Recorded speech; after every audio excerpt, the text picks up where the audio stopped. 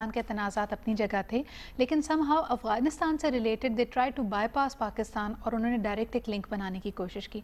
फिर उसके बाद वो अगला स्टॉप भी उन्होंने इसी तरह जंप करके यानी पूरे मिडल ईस्ट को छोड़ के दे defence strategic alliances with Israel. तो पाकिस्तान इस पूरे गेम में वेयर डू वी स्टैंड, क्या हम सपोर्ट कर रहे हैं?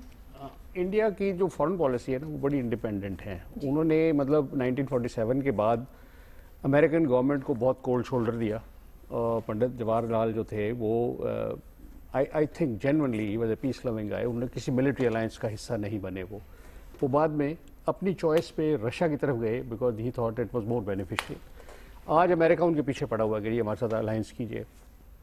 इसराइल की टेक्नोलॉजी, अब ये आप देखिए ना कि ये कामयाब फॉरेन पॉलिसी है कि इसराइल के साथ भी दोस्ती है और सारे अरब कंट्रीज़ के साथ बहुत अच्छी दोस्ती है।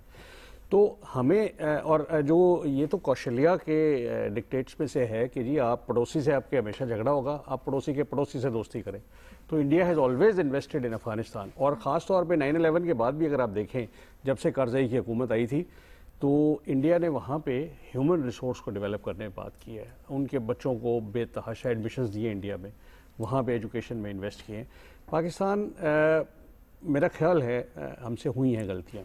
तो अब वक्त आ गया है कि हमने बातें बहुत अच्छी की हैं माजी में भी, उनकी गवर्नमेंट ने भी, हमने भी, लेकिन हमने उन पे सिद्ध के दिल से अमल नहीं किया।